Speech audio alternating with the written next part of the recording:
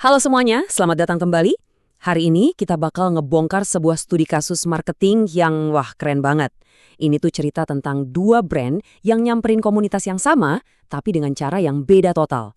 Dan hasilnya beda banget juga. Ini pelajaran penting banget tentang gimana cara untuk enggak berinteraksi sama audiens kalian.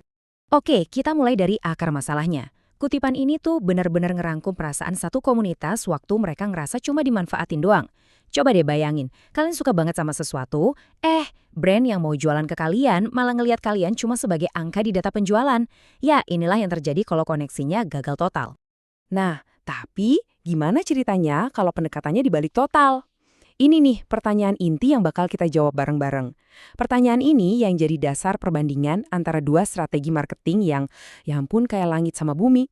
Oke, kita masuk ke bagian pertama, yaitu pendekatan yang bisa dibilang cukup berani. Atau mungkin lebih tepatnya, nekat. Kita bakal lihat gimana sebuah brand mencoba jualan dengan cara, yaitu menghina calon pelanggannya sendiri. Aneh kan? Nah, sebelum kita jauh-jauh ngebahas, kita perlu paham dulu nih komunitas yang jadi pusat ceritanya. Istilah wibu itu kan sering banget ya, punya konotasi negatif dan stigma. Paham soal ini itu jadi kunci buat ngelihat seberapa fatal kesalahan yang bakal kita bahas habis ini. Jadi ceritanya gini, ada sebuah brand yang niatnya mau nyambung sama komunitas ini, malah pakai stereotip dan hinaan buat bahan marketingnya.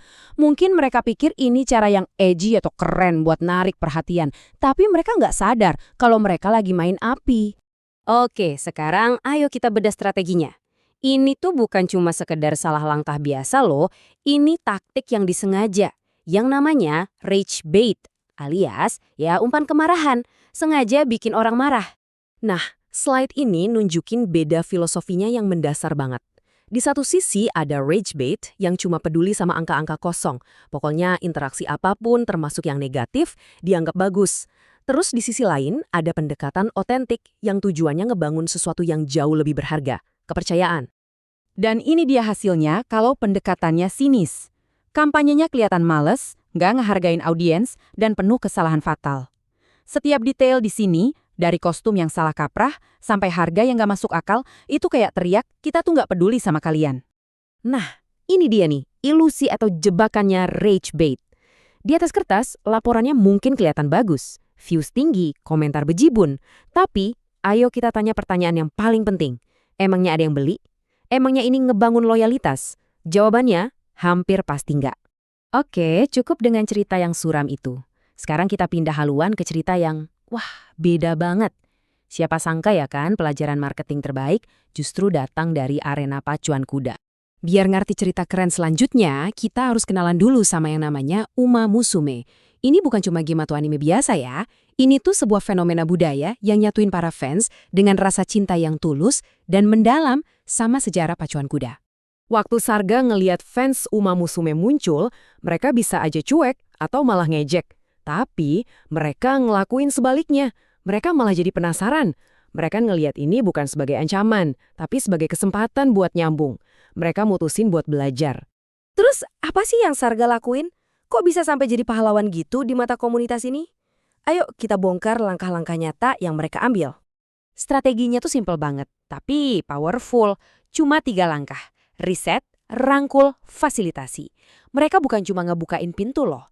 Mereka secara aktif ngundang, mencoba ngerti, dan ngedukung para fans. Nah itu bedanya antara jadi tuan rumah biasa sama jadi tuan rumah yang luar biasa. Coba deh lihat detailnya. Ini gila banget sih tingkat kepeduliannya. Ini bukan basa-basi. Ini investasi beneran buat bikin komunitasnya seneng. Mulai dari nyediain listrik buat booth, ngasih makan gratis, sampai nyediain panggung biar mereka bisa berekspresi. Tiap tindakan ini ngirim pesan yang jelas banget. Kami menghargai kalian. Dan hasilnya, wow. Coba dengerin kutipan dari salah satu anggota komunitasnya ini. Kalimat ini tuh ngerangkum semuanya. Setelah bertahun-tahun dianggap aneh atau diremehin, diperlakukan sebagai manusia sama Sarga itu rasanya kayak sebuah revolusi emosional buat mereka.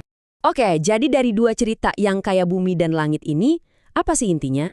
Apa bedanya antara nganggap audiens sebagai komoditas jualan dan sebagai sebuah komunitas? Nah, tabel ini nunjukin skor akhirnya. Di satu sisi, sebuah brand cuma dapat kemarahan sesaat yang abis itu cepet dilupain. Di sisi lain, Sarwoga ngebangun sesuatu yang gak ternilai. Loyalitas dan rasa terima kasih yang bakal bertahan lama banget. Mereka dapat fans jati. Dan pada akhirnya, ya ini intinya. Marketing yang hebat itu bukan cuma soal dapat perhatian sebentar, tapi soal ngebangun hubungan yang bikin brand kalian jadi yang pertama kali kepikiran sama orang pas mereka butuh. Jalan yang satu itu dangkal dan gampang hancur, sementara jalan yang satunya lagi dibangun di atas fondasi kepercayaan. Dan itulah pelajaran terbesar dari semua ini. Di tengah dunia yang terobsesi banget sama viral-viralan, mungkin strategi yang paling ampuh dan paling awet itu adalah sesuatu yang sesederhana rasa hormat. Sebuah pertanyaan buat kita renungin bareng-bareng. Terima kasih sudah menyimak.